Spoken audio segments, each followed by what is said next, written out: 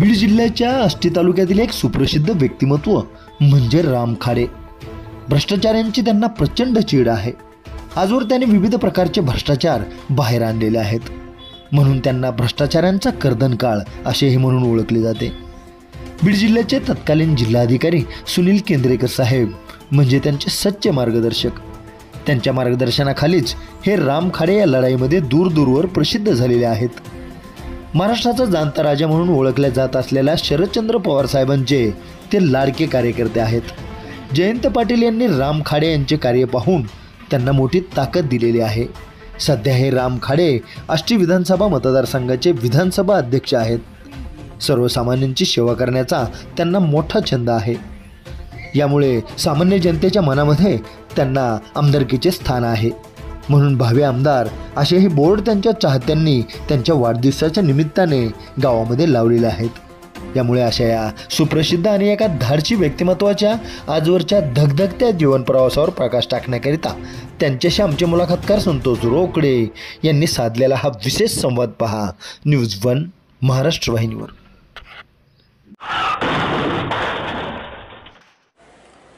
मी राम खाडे, राष्ट्रवादी काँग्रेस पक्ष, शरदचंद्रजी पवार साहेब. मी अनेक वर्ष सामाजिक चळवळीत या आष्टी पाटोदा शिरूर मतदारसंघामध्ये काम करत आहे आणि गेले 5 वर्ष झालं आदरणीय शरद पवार साहेब आणि जयंतराव पाटील साहेब यांच्या नेतृत्वाखाली मी या मतदारसंघात काम करत आहे. अनेक विषय आंदोलनाचे असो, मी देवस्थान इनाम जमिनीमधून जी चळवळ उभी केली त्या चळवळीत उभं करण्यामागं आदरणीय जयंतराव पाटील साहेब आणि माझा पक्ष पवार साहेब यांनी मला खूप मोठी मदत केली. त्या मदतीमुळं या जिल्ह्यातली देवस्थान व ओप, हिंदू देवस्थान व मुस्लिम देवस्थानची जवळपास 7,000 एकर जमीन मी वाचू शकलो. ह्याचं सगळं श्रेय आणि सगळं जे काय याच्यामध्ये योगदान आहे ते माझ्या पक्षाचं आदरणीय शरदचंद्रजी पवार साहेब आणि जयंतराव पाटील साहेबांचं आहे. मी अनेक वर्ष पाणी टँकर असो, चारा छावणी असो, रस्त्याच्या बाबत असो, MREGS असो किंवा कुठल्याही ST बाबत, विद्यार्थ्याबाबत आंदोलन असो, अनेक विषय रस्त्याच्या बाबतीत ग्रामीण रुग्णालय असो किंवा शासकीय निधी उपलब्ध करून देण्याच्या संदर्भात असो, मी अनेक वर्ष गेले 2004 पासून आतापर्यंत इथं या मतदारसंघात काम करत आलो आणि आता गेले 5 वर्षापासून मी पवार साहेब आणि जयंतराव पाटील साहेबांच्या नेतृत्वाखाली या मतदारसंघात चळवळ उभी केली, काम करतो. आणि आता जो मला 4 महिन्यापूर्वी पक्षाने जबाबदारी दिली त्या जबाबदारीच्या माध्यमातून कालच्या झालेल्या लोकसभेमध्ये जे मी काम करू शकलो ते काम आदरणीय शरदचंद्रजी पवार साहेब आणि जयंतराव पाटील साहेबांच्या मार्गदर्शनाखाली मी प्रत्येक गावात, प्रत्येक बूथवर या मतदारसंघात माणसं उभे करू शकलो आणि त्याचाच फायदा आदरणीय आमचे खासदार बजरंग सोनवणे यांना निवडून आणण्यासाठी झाला. आतापर्यंत जे काय काम केलं हे सगळ्यात उत्कृष्ट काम जीवनातलं कालच्या लोकसभेमध्ये मला करता आलं आणि ते फक्त आदरणीय शरदचंद्रजी पवार साहेब आणि जयंतराव पाटील साहेबांच्यामुळे करत आलो. राम, मला असं वाटतं की दिवसाची सुरुवातच या ठिकाणी रामरामने होते आणि अगदी दिवसाला आपण निरोप देताना सुद्धा कुणी व्यक्ती भेटली तर पहिल्यांदा आपण रामराम घालतो. मला असं वाटतं की राम या नावामध्ये ताकद का आहे, तर राम हा या ठिकाणी प्रामाणिक, राम म्हणजे या ठिकाणी एकवचनी, एक पत्नी, आणि राम म्हणजे अगदी सगळ्यांनी विश्वास ठेवावा असं. म्हणून या ठिकाणी राम सर्वांनाच प्रिय. अर्थातच मी आज ज्या रामाबद्दल बोलतोय हा राम सुद्धा अगदी असाच, अगदी प्रामाणिक, अन्यायाविरुद्ध आवाज उठवणारा आणि नेहमीच या ठिकाणी लोकांच्या मदतीला धावून जाणारा. हल्ली बघतो आपण की लोक जात धर्म यात अडकत चालले आहेत, परंतु मी निवडलेला आजचा राम हा या ठिकाणी जात धर्म याच्या पलीकडचा आहे आणि या रामाचं वैशिष्ट्य म्हणजे सर्व समाजातील सर्व धर्मातील लोक या रामाला प्रिय. अगदी मी बोलतोय आष्टी विधानसभा मतदारसंघातील लोकप्रिय व्यक्तिमत्व सन्माननीय रामजी यांच्याबद्दल. रामजी खाडे, रामभाऊ खाडे, तुम्हाला जे जे म्हणायचे ते म्हणा, नाही का, पण सगळ्यांचे आवडते राम खाडे. अगदी या मुलाखतीच्या माध्यमातून रामभाऊंचा जो प्रवास आहे तो आपल्याला ऐकायचा आहे. त्यांचं सामाजिक कार्य, राजकीय कार्य, अनेक गोष्टी आहेत, अनेक प्रश्न आहेत. चला आपण त्यांना विचारूया. मुलाखतनामा या महाराष्ट्रातील लोकप्रिय कार्यक्रमात तुमचं स्वागत. रामजी, मला विचारायला आवडेल की आज मुलाखत आहे, गौरव करत आहोत, नुकताच तुमचा वाढदिवस झाला आणि या आष्टी विधानसभा मतदारसंघामध्ये लागलेले जे बॅनर्स आहेत भावी आमदार, नाही का, अगदी प्रत्येकाचं लक्ष वेधून घेत आहेत. ते विचारावं असं वाटतं की हे जे सुरुवात जी आहे तुमची, म्हणजे आज बॅनरमध्ये चर्चा आहे, तुमचं काम पण चांगलं आहे, पण राजकीय आणि सामाजिक जीवनाला नेमकी सुरुवात कधी झाली, कशामुळे करावीशी वाटली, काय, किती वर्ष झाले नेमके, आम्हाला तो प्रवास ऐकायचा. मी गेले 2004 मध्ये मी आष्टी तालुक्यामध्ये एक इलेक्ट्रिक व्यवसाय म्हणून एक दुकान टाकली. माझी त्यापूर्वी जामखेडलाही 5-6 वर्ष दुकान होती आणि माझा मोठा बंधू आणि मी ते दुकानमध्ये बसून लोकांचे इलेक्ट्रिकचे लाईट फिटिंगचे कामं, मिक्सर दुरुस्ती, टी व्ही दुरुस्ती, कॉम्प्युटर दुरुस्ती, मी असं माझा एक व्यवसाय म्हणून मी या ठिकाणी आलेलो होतो. परंतु व्यवसाय करता करता माझ्या दुकानमध्ये, चौकात दुकान असल्यामुळं अनेक विभागातले लोक, अधिकारी, कर्मचारी, सामाजिक कार्यकर्ते, प्रत्येक राजकीय पक्षाचे कार्यकर्ते त्या ठिकाणी येऊन बसायचे आणि मला सामाजिक कामाची पहिल्यापासून आवड होती. त्या माध्यमातून मी विद्यार्थ्यांची चळवळ उभं करणं, विद्यार्थ्यांना एसटी नसेल तर त्याच्यासाठी आंदोलन करणं, DCC बँकेचं जो प्रकरण झालं त्याच्यामध्ये आंदोलन करणं, कुठं भ्रष्टाचार होत असेल, कुठं एखादा रस्ता चालू असेल आणि तो रस्ता खराब होत असेल तर त्यासाठी मी आवर्जून त्याची माहिती मागवणं, ती माहिती मागवून त्याचा पाठपुरावा करणं आणि ते काम चांगलं करून घेण्याचा प्रयत्न मी या मतदारसंघामध्ये मी अनेक वर्षापासून करत आलो. मी 2009च्या स्वर्गीय गोपीनाथरावजी मुंडे साहेब, आमचं दैवत, यांच्या लोकसभेमध्ये मी बऱ्यापैकी सक्रिय होतो आणि मी त्या लोकसभेत त्यांचं कामही केलं होतं. परंतु त्यावेळेस माझी बऱ्यापैकी ओळख अशी होती की हा सामाजिक कार्यकर्ता आहे, मुंडे साहेबांचा कार्यकर्ता आहे. त्याच्यानंतर मी 2010ला ग्रामपंचायतीला पॅनल उभे केले. पॅनल उभे केल्याच्या नंतर माझ्या भागातल्या मला ग्रामपंचायती लोकांनी निवडून दिल्या आणि त्या ग्रामपंचायतीमध्ये माझ्या फॉर्म भरायच्या दिवशी राजकीय शत्रूंनी रात्रीच्याला गाठून माझ्यावर हल्ला करण्यात आला. हल्ला करण्यात आल्याच्या नंतर मी त्या रात्रीच्याला पोलीस स्टेशनला आलो आणि गुन्हा दाखल करण्याच्या उद्देशाने पोलीस स्टेशनला येऊन बसलो. तर काही माझे राजकीय मित्रांनी मला सल्ला दिला की तू काही गुन्हा वगैरे दाखल करू नको आणि तू आरामशीर गावाकडे जाऊन तू तुझा प्रचार कर. त्या काळात या मतदारसंघात खूप मोठी शक्ती, दहशत असा प्रकार होता. कुणी कुणाचं नाव घेण्याची हिंमत करत नव्हतं. तशा परिस्थितीत मी त्यावेळेस त्या ग्रामपंचायती जिंकल्या आणि मी माझ्या राजकीय जीवनाला, सामाजिक जीवनाला तिथून. रामजी असं म्हणतात की इच्छाशक्ती प्रबळ पाहिजे, नाही का. अगदी मला असं वाटतं की कुठलीच गोष्ट ओढून ताणून आणता येत नाही. एक साधा दुकानदार, नाही का, जामखेड ते आष्टी, मला असं वाटतं की नियती तुम्हाला तिथपर्यंत घेऊन येते खरं तर, नाही का. कारण जामखेडमध्ये दुकान असतं तर तुम्ही तिथंच अगदी उद्योग पाहिला असता आणि तेवढ्यापुरते मर्यादित राहिला असतं. पण तुम्ही आलात आष्टीमध्ये आणि खऱ्या अर्थानं सुरुवात झाली. मला असं वाटतं की आंदोलन का आणि कशासाठी, तर लोकांच्या जीवनामध्ये आनंद यावा, नाही का, लोकांचे प्रश्न सुटावेत यासाठी आंदोलनं असतात. या आंदोलनाच्या माध्यमातून, चळवळीच्या माध्यमातून समोर येत गेलात. अनेक वेळेला अडचणी आल्या, तुमच्यावर हल्लेही झाले, परंतु न डगमगता, न घाबरता तुमचा प्रवास अगदी अखंडपणे चालू राहिला. एक विचार असं वाटतं की असं म्हणतात नेहमीच की राजकारणामध्ये येताना 10 वेळेला विचार करावा खरं तर, नाही का. तसं घरून सुद्धा कधी कधी गरज असतो की अरे नको आपली अर्धी भाकर सुकायची. तर तुमच्या बाबतीत नेमकं काय घडलं त्यावेळेस? माझ्या बाबतीत मी 2012ला जिल्हाधिकारी म्हणून इथं केंद्रेकर साहेब आले, सुनील केंद्रेकर, आणि त्यांच्याशी माझे असे संबंध झाले घनिष्ठ. ते सामाजिक काम करता करता त्यांचे माझे संबंध झाले.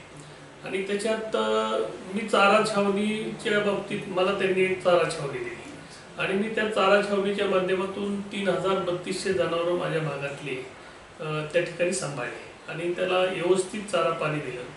इथल्या राजकीय शक्ती त्याच्या तक्रारी करायच्या, स्वतः केंद्रेकर माझ्या चारा छावणीवर आले आणि त्यांनी त्याची चौकशी केली. परंतु उत्कृष्ट चारा छावणी चालवतो म्हणून मला त्यावेळेस त्यांनी 500,000 माणसामध्ये माझ्या पाठीवर थाप मारली. आणि मी त्यावेळेस चारा छावणी चालक असताना सुद्धा मी तक्रारदार होतो, कारण की प्रत्येक जिल्ह्यामध्ये प्रत्येक चारा छावणी चालकांनी त्या जनावराला चारा दिला पाहिजे, त्या शेतकऱ्याच्या जनावराला चांगलं सांभाळलं पाहिजे, हा माझा उद्देश होता. आणि त्याच भावनेचे जिल्हाधिकारी सुनील केंद्रेकर होते. मी पाणी टँकरची बी त्या काळात तक्रार केली, तर पाणी टँकरमध्ये त्या काळात सुद्धा उद्भव ज्या ठिकाणी आहे त्या ठिकाणी टँकरच भरायचे नाही आणि जवळचा कुठंतरी बोर वगैरे तिथं 50-100 रुपये द्यायचे आणि ते टँकर भरायचे आणि तिथं ते 3 ट्रिप असेल तर एकच टाकायचे, म्हणजे त्या गावाला पाणी भागत नसेल, लोकांना उपासमारीची वेळ यायची. तशा काळात सुद्धा मी सुनील केंद्रेकर साहेबाच्या माध्यमातून खूप चांगलं काम केलं. मला चांगल्या कामाची नेहमीच तारीफ होते, वाहवा होते. मला असं वाटतं की तुम्ही काम करत राहत आणि तुमचं काम तुम्हाला मोठं करतं.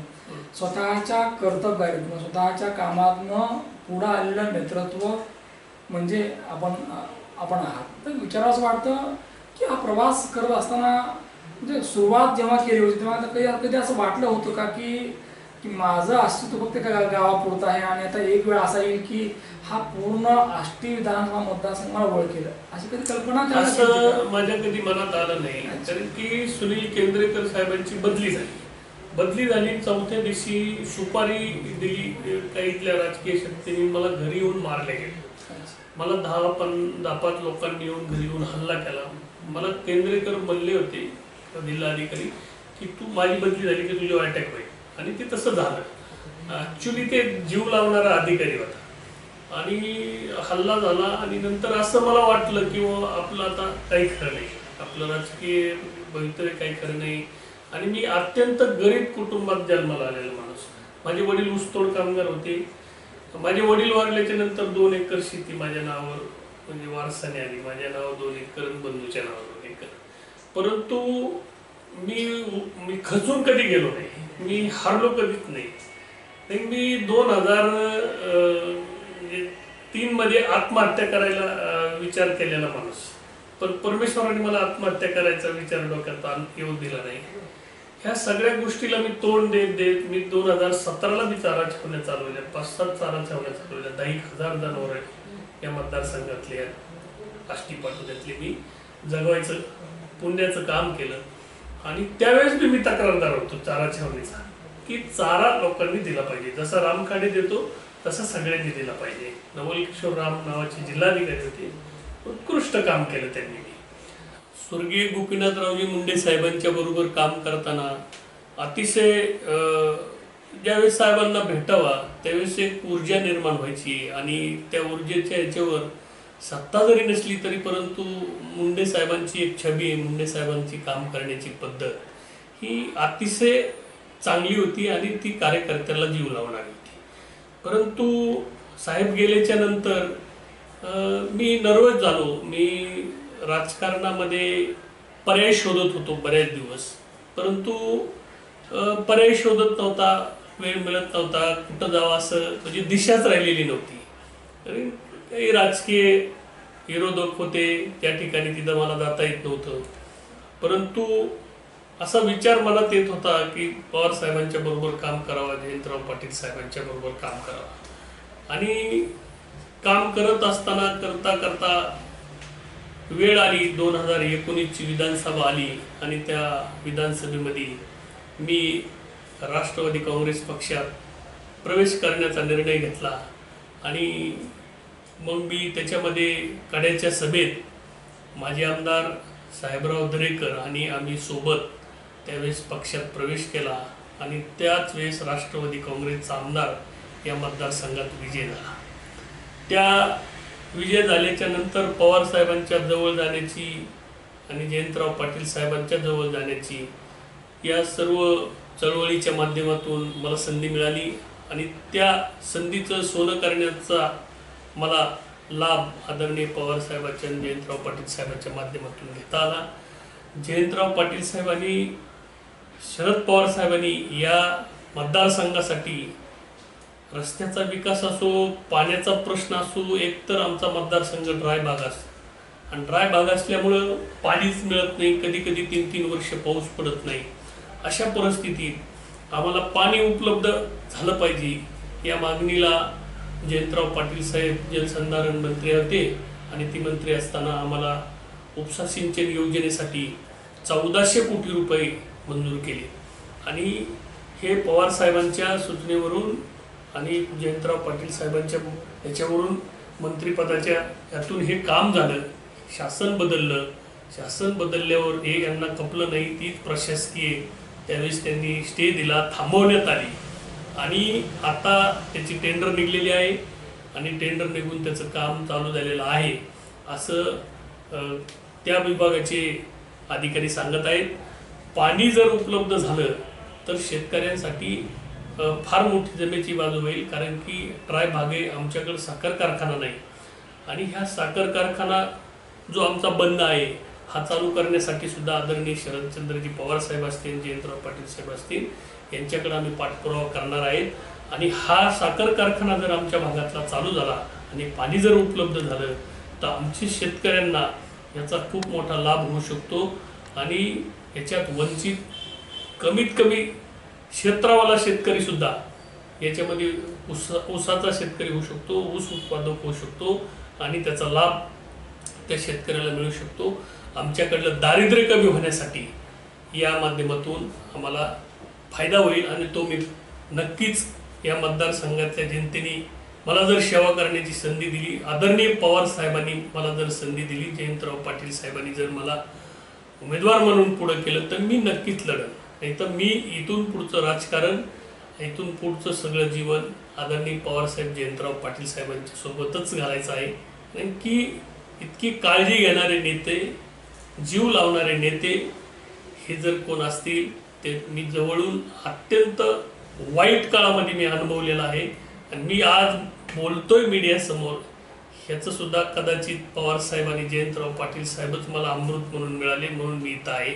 नाहीतर मी अनेक वाईट काळामध्ये मी संध्याकाळी घरी जाईन का नाही अशी परिस्थिती वाईट होती. माझे कुटुंब, माझं सगळे नातेवाईक, माझे कार्यकर्ते कायम डिप्रेशनमध्ये असायचे. माझी आई 78 वर्षाची आहे, रोज माझी काळजी घ्यायची की बाबा लेकरू घरी येईन का नाही.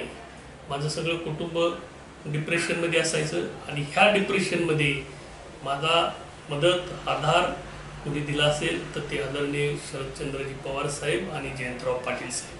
2019च्या विधानसभेमध्ये मी पवार साहेबांच्या पक्षात प्रवेश केला आणि पवार साहेबांच्या पक्षात प्रवेश केल्याच्या नंतर मला देवस्थान इनाम जमिनीचं माझ्यापुढं मोठं संकट उभं राहिलं. कारण की ज्या हस्तीने त्या देवस्थान इनाम जमिनीच्या ह्या जिल्ह्यात एक विचित्र प्रकार करून ठेवला, त्या व्यक्तीला सुद्धा मी निरोप दिला की बाबा हे धर्म आहे, की हिंदू असेल, मुस्लिम असेल, प्रभू रामचंद्राच्या जमिनी आहेत, पांडुरंगाच्या जमिनी आहेत, खंडोबाच्या आहेत, अल्लाच्या आहेत, ह्या जमिनी तुम्ही खाणं म्हणजे धर्मविक नाही आणि तुम्ही ज्या पक्षात काम करता तो हिंदू धर्माच्या सुद्धा जमिनी त्यात भरपूर आहेत, हे काय करू नका. परंतु ती व्यक्ती अति महत्वाकांक्षी होती की म्हणजे त्यांना पैशासाठी त्या कोणत्याही थराला जाऊ शकत होते, जाणार होते, जात होते, हे मी बघत होतो. आणि अशा परिस्थितीमध्ये मी ते देवस्थान इनाम जमिनीचा विठोबा देवस्थान आणि आमच्या चिंतूरची वोपची जमिनी या बाबतीत मी दुय्यम निबंधक कार्यालयातून खरेदी खत काढून आणलं आणि त्याची तक्रार करणार की त्यांनी मला भर तहसील पुढं 10-12 गुंड लावले सुपारी घेऊन बाहेरचे आणि मला मारल्या. मला खूप मारलं, त्यांचे मारलं, हल्ला केला. मी त्यानंतर इथले कार्यकर्ते आमचे जीवाभावाचे त्यांनी मला हॉस्पिटलला नेलं, त्यात गुन्हा दाखल झाला आणि स्थानिकची दहशत पाहून पोलिसांनी काही त्यांच्यावर समाधानकारक कारवाई केली नाही. पण मी 3 महिने तह केला. त्या काळातली SP हर्ष पोद्दार साहेब अतिशय उत्कृष्ट काम करणारा माणूस. मी त्या 3 महिने जे तह केलं त्या तहामध्ये मी सगळे जिल्ह्यातले कोणत्या देवाची कोणती जमीन आहे, ती मदत मास आहे का, खिदमत मास आहे का, वर्ग 3 आहे का, कोणत्या देवाची आहे, कशी आली, यांनी कुठून बनावट दप्तर तयार केलं, याचा सगळा मी त्या 3 महिने तह केला. त्याच्यामध्ये मी माझं ते काम केलं. आणि त्याच काळात मी आदरणीय शरद पवार साहेबांना एक पत्र लिहिलं. त्याच्यावर हे देवस्थान इनाम जमिनीचे नाव टाकलं आणि त्या ज्या कुणी राजकीय व्यक्तीने हे केलं त्याचं नाव टाकलं आणि पवार साहेबांना ते पत्र मी पाठवून दिलं. विनंती केली की साहेब, आपल्याकडून एकच आशा आहे की तुम्ही आमच्यासाठी दैवत आहेत आता, आणि तुम्ही जर मदत केली तर हे धर्माच्या प्रॉपर्ट्या, ह्या हिंदू देवाच्या प्रॉपर्ट्या ह्या वाचू शकतात आणि 7,000 एकर जमीन जिल्ह्यातली ही तुमच्या मदतीने मी वाचू शकतो. मला तुमची मदत हवी. त्यानंतर आदरणीय शरद पवार साहेबांनी, मी एक साधा कार्यकर्ता, ओळख नाही पाळख नाही, तर पार्टीत काम करतो इथपर्यंत नाही, परंतु मी फार वेळ साहेबांना भेटलेलो मी नव्हतो. साहेबांनी जयंतराव पाटील साहेबांना सांगून जयंतराव पाटील साहेबांनी मला फोन करून बोलून घेतलं आणि त्याची डिटेल अशी तक्रार तयार करून सगळे पुरावे घेऊन मला बोलवलं. आणि त्यानंतर जयंत पाटील साहेबांनी गृहमंत्री दिलीप वळसे पाटील साहेबांना ते बोलून घेऊन आमच्या जिल्ह्यातले काही लोकप्रतिनिधी आम्ही सोबत भेटलो आणि ती चौकशी चालू आहे. मला असं वाटतं की आपण काम करत राहावं, नाही का, आणि सतत जेव्हा आपण चांगलं काम करतो तेव्हा लोक सुद्धा आपल्याला सपोर्ट करतात. तर विचार असं वाटतं की जेव्हा आपल्याला लढायचं असतं तेव्हा असं म्हणतात की आपल्याकडे प्रचंड बळ पाहिजे, ताकद पाहिजे, विश्वास पाहिजे, लोक आपल्या बरोबर पाहिजेत. आणि तुम्ही सगळं हे अगदी कळत न कळत इथपर्यंत येत असताना हे सगळं जमासुद्धा केलेलं आहे. राजकारण करत असताना अनेक बाबी असतात खरं तर, नाही का, म्हणजे ते काही झाकून ठेवायचं नसतं. तर राजकारण करत असताना तुमच्यासमोर नेमकं टार्गेट काय होतं? म्हणजे पहिल्यापासून असं वाटत होतं का की आपण विधानसभा लढली पाहिजे किंवा आपण जिल्हा परिषद लढली पाहिजे, असं काय होतं? नाही, असं काहीच नाही. मी कुठं जिल्हा परिषद सदस्य होईल किंवा कुठं मी विधानसभेला इच्छुक होईल असं माझ्या मनात कधी आलं नाही. परंतु ज्या दिवशी म्हणजे पवार साहेबांनी माझ्यावर विश्वास टाकला, जयंतराव पाटील साहेबांसारखं इतकं स्वच्छ नेतृत्वाने माझ्यावर विश्वास टाकला, त्यावेळेस माझ्या मनात असं आलं की अरे आपण काहीतरी होऊ शकतो, आपण कुठंतरी जाऊ शकतो. कारण की पवार साहेब म्हणजे त्यांच्या मनात जर आलं तर ते काही करू शकतात. आता आष्टी विधानसभा मतदारसंघात मी सुरुवातीला सांगितलं की बॅनर लागलेत भावी आमदार म्हणून. ही जी चर्चा आहे किंवा आता हे सगळ्या लोकांपर्यंत पोहोचले खरं नाही का, तर काय तुमचं मत काय आहे?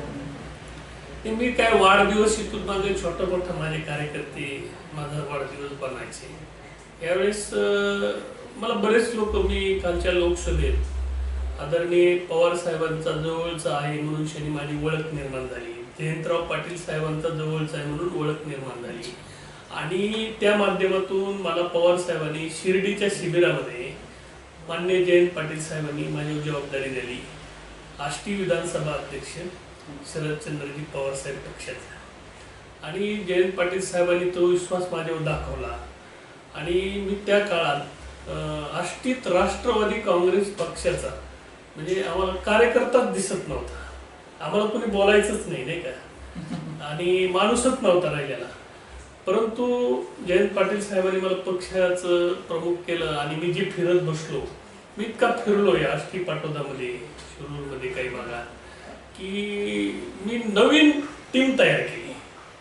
अशी टीम तयार केली की ती टीम कोणत्या पक्षाची किंवा कोणत्या नेत्याचा कार्यकर्ता म्हणून नाही केली. इसका मतलब है आप चलते गए कारवा खुद को बनता गया.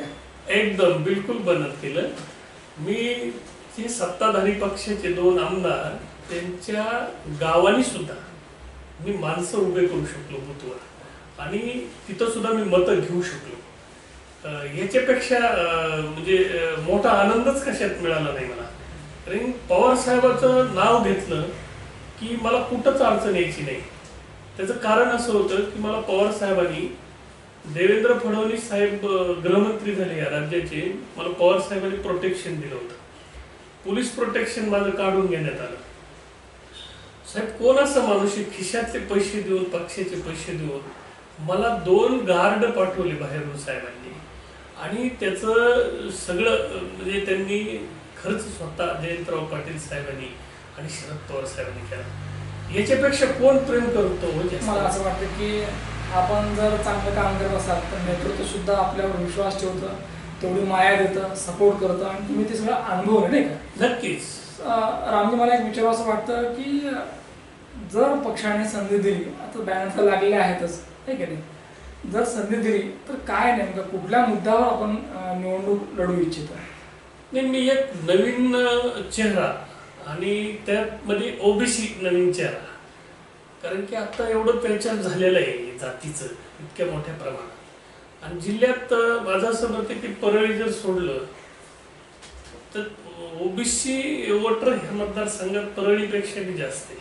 आष्टी विधानसभेमध्ये 92-90 हजारापर्यंत वंजारी समाजाचे मत आहे, जवळपास 28,000च्या आसपास माळी समाजाचे मत आहे, त्याच्यापेक्षा कमी जास्त धनगर समाजाचे मत आहे.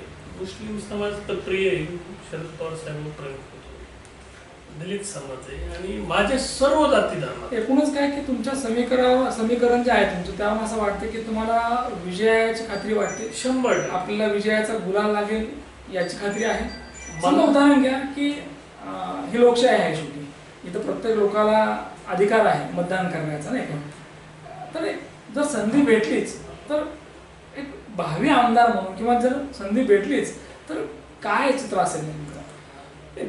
मला माझा पक्षच पवार साहेब. लोकांच्या अपेक्षा असतात तुमच्याकडे. ऐका ना, मी काय करू शकतो या मतदारसंघातल्या सर्व मतदारांना आणि जनतेला माहीत आहे, आणि माझे स्पर्धक जे कोणी आहेत त्यांना सुद्धा माहिती आहे की राम खाडे काय करू शकतो. त्यांनी सगळ्यांना एकच दहशत आहे या मतदारसंघात की फक्त राम खाडे हा उमेदवार म्हणून पवार साहेबांचा पुढे आला नाही पाहिजे, आणि उमेदवार म्हणून जर मला पवार साहेबांनी, माझ्या जयंतराव पाटील साहेबांनी मला जर पुढे केलं तर मी नक्कीच तुम्हाला सांगतो की या मतदारसंघातली जनता मला तिथपर्यंत पोहोचल्याशिवाय राहणार नाही. मला असं वाटतं की आपण उभा राहावं, नाही का? ही लोकांची कदाचित इच्छा असेल आणि पक्षाची सुद्धा इच्छा असेल, कारण येणारा काळ आपल्याला सांगेल काय होणार आहे नेमकं. मला रामजी विचारायचं वाटतं की तुम्ही मग उल्लेख केला की वडिलांचं निधन झालं, ऊसतोड कामगार, नाही का, अत्यंत हालाकीचे दिवस होते. काय म्हणजे या आष्टी विधानसभा मतदारसंघात तुमचं गाव, तुमचं झालेला पहिला संघर्ष ते सांगा, कारण मतदार राजाला ते ऐकायचं असतं की आपला उमेदवार नेमका कसा आणि कुठून आला आहे नेमका. नाही, माझा या मतदारसंघामध्ये आता माझा जन्म एक खेडेगाव आहे, माझं करेवडगाव, करेवाडी म्हणजे गाव, तिथं माझा झालेला, आणि अत्यंत म्हणजे माझ्या वडिलांना त्यांचे वडील वारलेलीच कळत नव्हते. माझे वडील सुद्धा खूप म्हणजे बिकट परिस्थितीत होते, हालाकीचे दिवस. हा, आणि आमची आजी म्हणजे वडिलांची आई ते सुद्धा गेलेलं आम्हाला कुणालाच कळत नाही. आम्ही लहान किंवा पोटात असू तवाच गेलेले ते. त्याच्यामुळं आमच्या वडिलांना आमच्या आजोबांचं क्षेत्र नव्हतं, आणि माझे वडील एक करारी होते, खूप कष्टाळू होते, शिकलेले नव्हते परंतु करारी होते, स्वाभिमानी होते, आणि त्यांचा स्वाभिमान तुमच्यामध्ये आलाय. आणि वडील जिद्दी होते माझे, कष्ट करूनच त्यांनी आम्हाला सगळ्यांना शिकवलं. आणि आता समजा नाही का काही नसताना त्यांनी आम्हाला इथपर्यंत पोहोचलं, आणि ते चांगले दिवस आले. माझे वडील म्हणजे तसे कॅन्सर होतं त्यांना, ते कॅन्सर मध्ये गेले. बाप निघून जातो परंतु बाबाच्या आठवणी कायम राहतात. तुमच्या दृष्टीने तुमचे वडील कसे होते तुम्ही सांगितले आता, वडील जाण्याने काय झाले? वडील गेल्याच्या नंतर मी खूप खचून गेलो. मला म्हणजे असं क्षेत्रच नव्हतं. मी 2-3 वर्षे कायम रडायचो, वडिलांची आठवण आली, आणि ते दुःख म्हणजे वेगळंच असतं. राजकीय सामाजिक जीवनामध्ये संघर्ष करत असताना ज्या वेळेला आपण खचतो, एकटे असतो त्यावेळेला बाप लागतो पाठीवरनं हात फिरवायला, नाही काय? असो, मला असं वाटतं की मायबाप जनता सुद्धा आपलीच असते, आपल्या बरोबर असते. तुम्ही या पूर्ण प्रवासामध्ये अनेक लोक कमावलेत.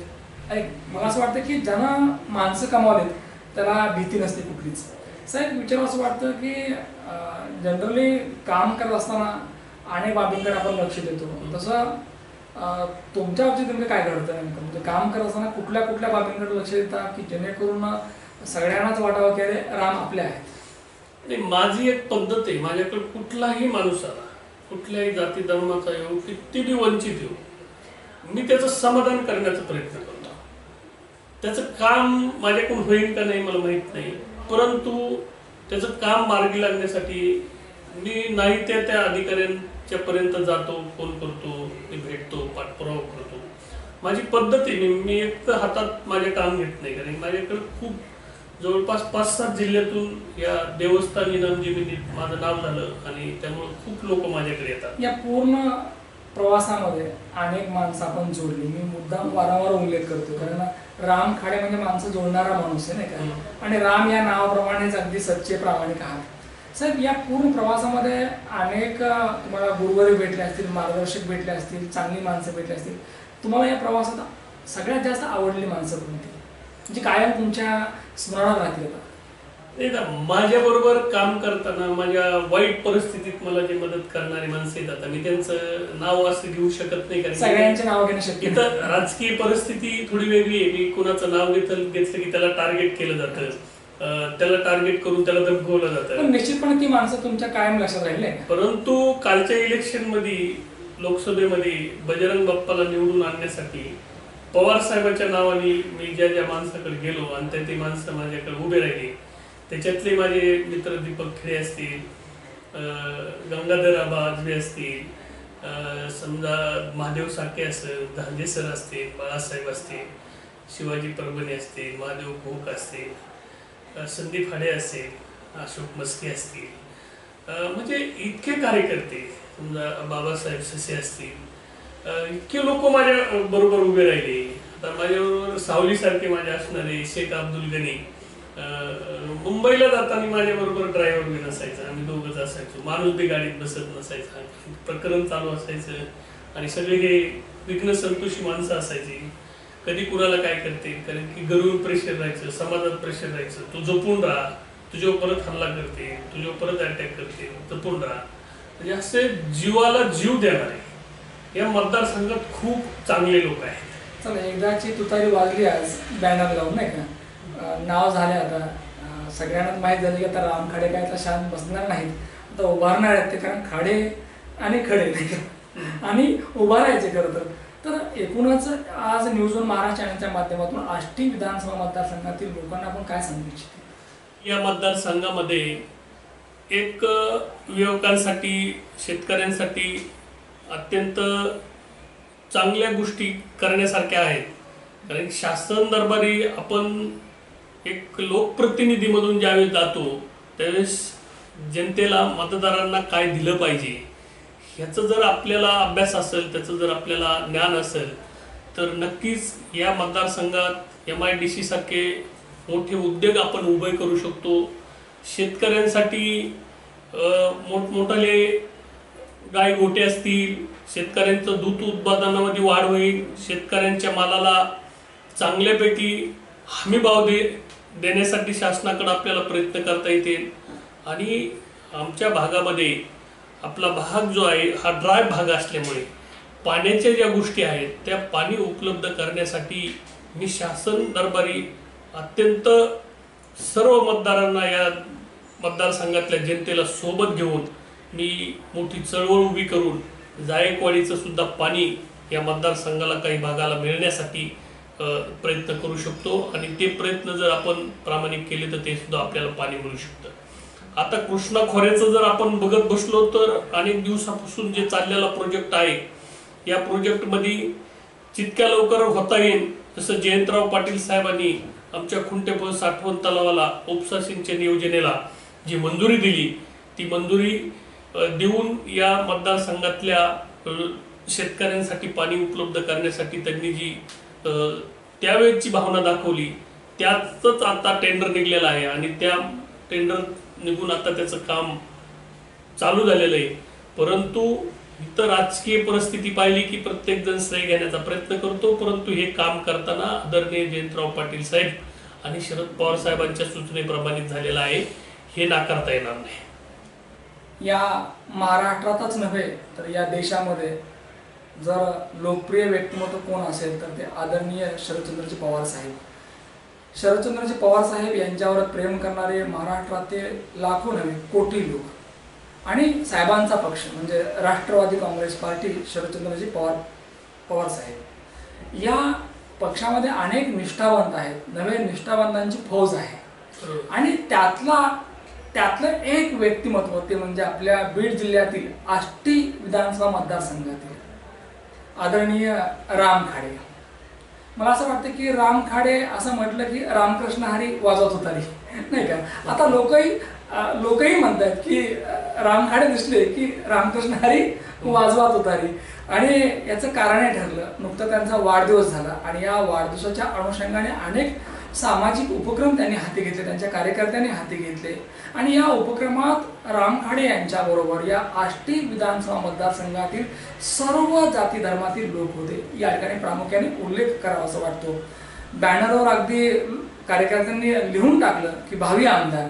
मला असं वाटतं की जर काही मनात असेल तर ते ओठामध्ये येतं आणि शेवटी ते कर्तेमध्ये येतं. भविष्यामध्ये नेमकं काय चित्र असेल आपल्याला माहीत नाही, परंतु निश्चितपणे लोकांना कुठेतरी वाटते की रामजी खाडे यांनी ही निवडणूक लढवावी. निश्चितपणे त्यांना साहेबांचा आशीर्वाद आहे, कार्यकर्त्यांचा पाठिंबा आहे आणि भविष्यामध्ये ही निवडणूक त्यांनी लढलेली असेल. आज या मुलाखतीच्या माध्यमातून रामजी खाडे यांच्या मनात नेमकं काय आहे, त्यांचा प्रवास काय नेमका, कारण कुठल्याही व्यक्तीचा प्रवास विधानसभेपर्यंत येतो, त्या निवडणुकीपर्यंत येतो, तो काही सहज झालेला नसतो. त्यासाठी कष्ट घ्यावे लागतात, प्रामाणिक असावं लागतं. आणि रामासारखे आहेत, प्रामाणिक आहेत, लोकांचा विश्वास त्यांनी संपादन केलेला आहे, साहेबांचा आशीर्वाद आहे आणि निश्चितपणे या ठिकाणी आत्मविश्वास आहे की आम्ही जिंकणारच, कारण रामकृष्ण हरी वाजवा तुतारी.